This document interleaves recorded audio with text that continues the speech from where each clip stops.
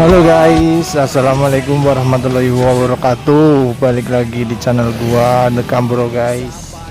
Kali ini anjir ada daun nyangkut. Kali ini gua mau bahas nge-review motor gua sendiri. Ini R15 yang udah dimodif jari-jari. Jadi part-part apa aja yang udah diganti di motor ini nanti kita bahas satu persatu.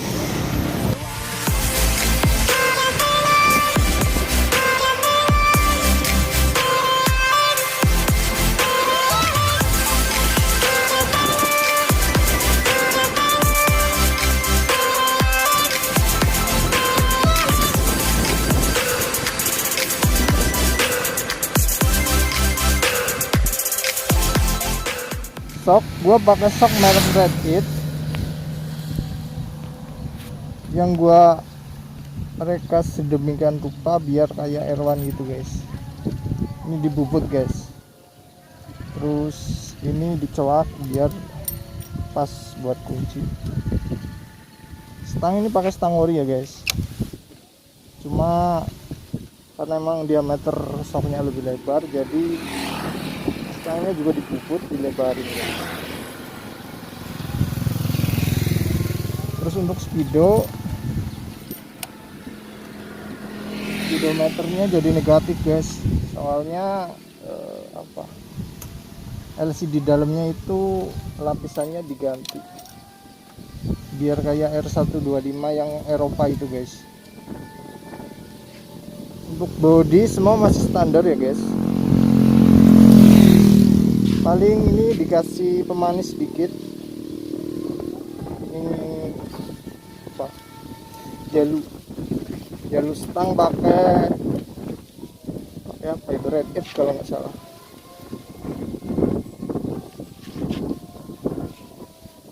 Terus ini sok belakang pakai yang tabung, ini mereknya Red It.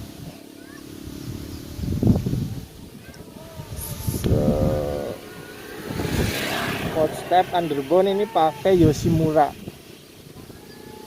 Untuk armnya pakai Ninja R dengan romol becak.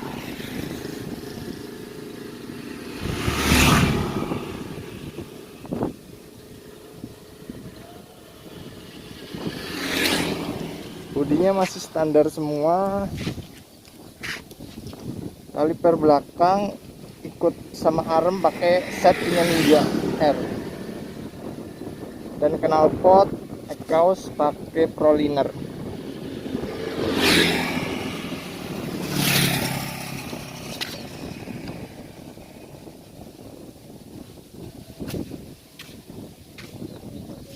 Ini winglet yang biasa aja nih. Ini harganya cuma 50.000, tapi warnanya dulu itu biru nih, masih ada warna birunya. Terus kita amplas dicat hitam, cuma belum di clear nih guys, belum sempat. Ini plakbor depan pakai Ninja 250. Ini ditipisin ya guys, karena memang sebelumnya bawahnya patah, jadi dirapiin sekalian. Pelek depan pakai Shogun R kalau nggak salah guys.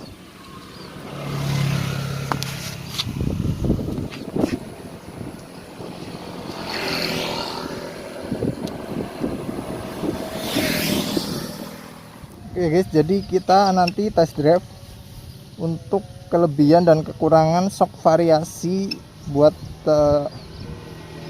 rangka delta box ya guys, keluarga rangka delta box. Jadi ini bukan cuma buat R15 tapi buat Saber, buat Fiction, buat XSR bisa guys.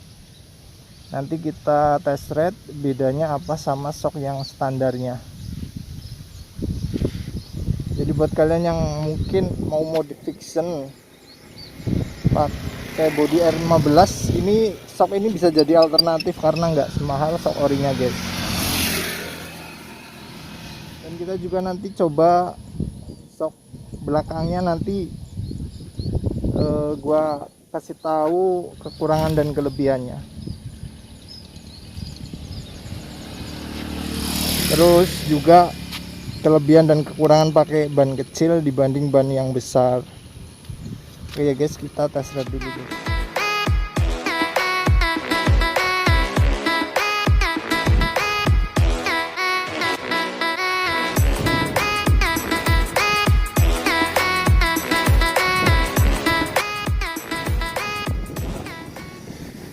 Jadi untuk ban sendiri ini pakai ukuran yang 70/80 ring 17, enggak kecil-kecil banget ya guys. Jadi cacingnya itu cacing yang belum cacingan banget.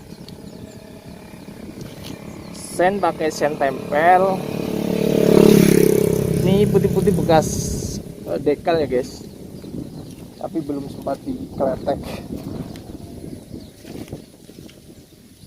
Udah, sisanya standar semua. Untuk ban belakangnya pakai 80/80 guys, mereknya Genzi Pro FDR. Sok belakang udah ya red it ya guys, yang tipe gas. Udah sih gitu aja guys, simple.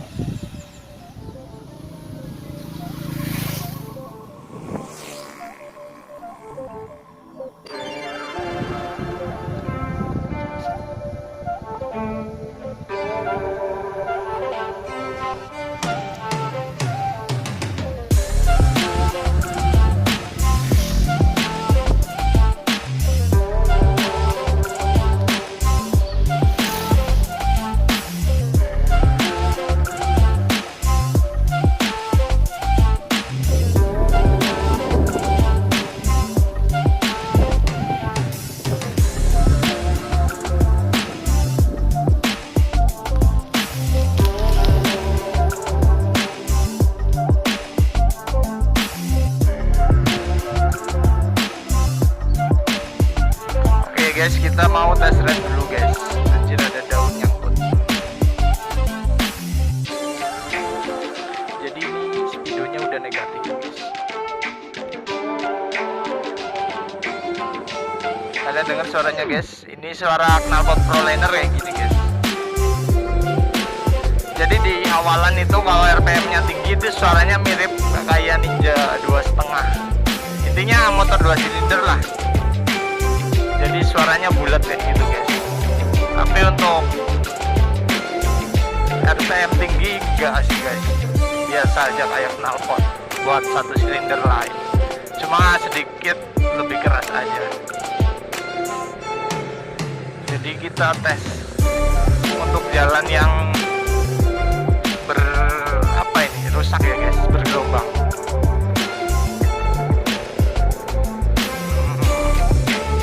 Kalau gelombangnya cuma segitu sih nggak begitu kerasa ya guys, masih ya 11-12 sama sok ori lah guys, sok depannya.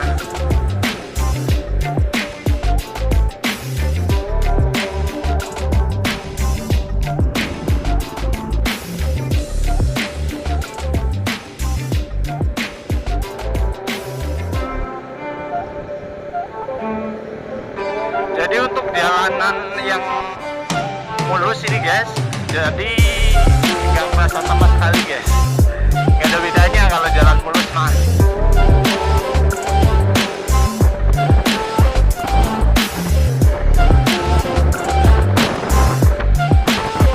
Terus kalau untuk perbedaan ban kecil sama ban besar ya guys, kalau buat gua sendiri, nggak, harus skip dulu, kaget. Perbedaan ban kecil sama ban besar itu terutama dari bobot ya guys.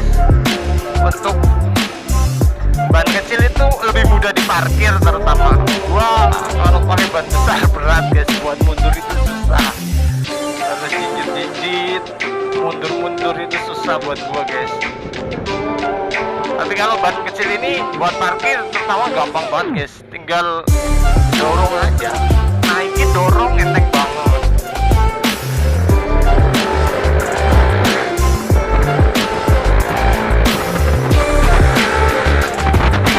Buat tarikan guys, ban kecil itu lebih iring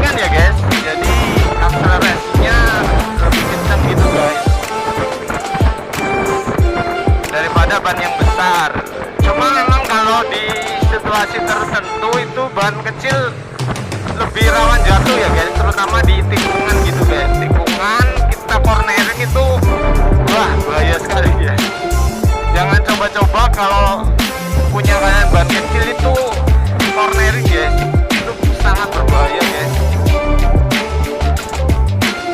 Terus ini juga ban kecil nggak cocok untuk yang jalur bergelombang, terus banyak polisi tidur itu. Semakin kecil peleknya, ukuran peleknya semakin mudah, semakin cepat rusak gitu lah ya guys, kasarannya guys. Jadi untuk sok ini, sok depannya itu yang variasi itu cenderung lebih keras sih guys menurut gua guys.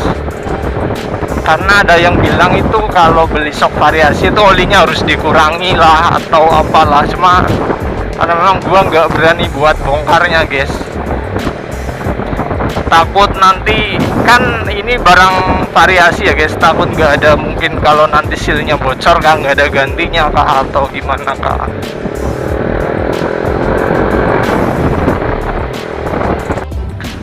Terus juga untuk ini kan armnya udah ganti pakai Ninja. Itu memang lebih simple sih guys, lebih simple, lebih murah juga. Jadi kaliper belakangnya juga pakai Ninja itu 2 piston guys, jadi lebih menggigit kalau rem belakangnya guys. Gearnya juga lebih kecil, jadi cenderung top speednya itu lebih kenceng guys. Cuma gua nggak pernah sampai gaspol guys, karena ini memang motor buat santai-santai aja guys. Jadi ini masuk ke dalam perkampungan guys. Jadi kalau menurut gua itu sok depan itu cenderung lebih keras ya guys, daripada yang ori punya R15. Katanya kan memang kalau yang variasi itu kalau baru harus dikurangi olinya. Cuma gua nggak berani bongkar guys, takut nanti sealnya rusak kah atau ngebocor kan, nanti nggak ada gantinya takutnya. Emang sih kalau baru itu dikasih seal bawahan buat cadangan, tapi ini karena gua belinya udah second ya guys.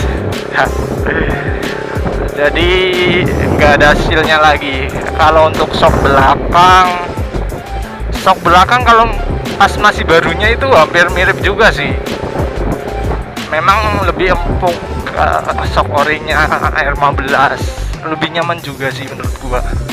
Jadi sok variasi itu cenderung lebih cepat bantat ya guys, lebih cenderung cepat jeduk-jeduk kalau emang pemakaiannya asal-asalan. Kalau sok ori itu minim perawatan tapi awet gitu guys menurut gua guys. Terus terakhir itu apa ya guys, terakhir mungkin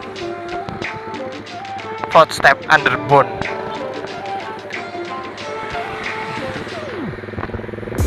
Kebanyakan kan keluhan orang memakai underbone itu pindah giginya lebih keras ya guys, pindah gigi lebih keras, terus buat rem nggak pakem. Tapi gua ini pakai Yoshimura guys.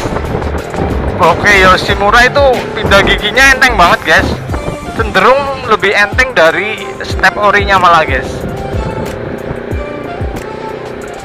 Jadi emang harga tergantung dari harga dan merek underbone kalian sih. Tapi ini Yoshimura itu enteng guys, buat ngerem juga pakem, nggak terlalu banyak apa ya, kayak cepet kendor atau itu apa. Ini udah lama, cukup masih presisi guys, masih enak buat ngerem, enak buat pindah gigi juga masih enak.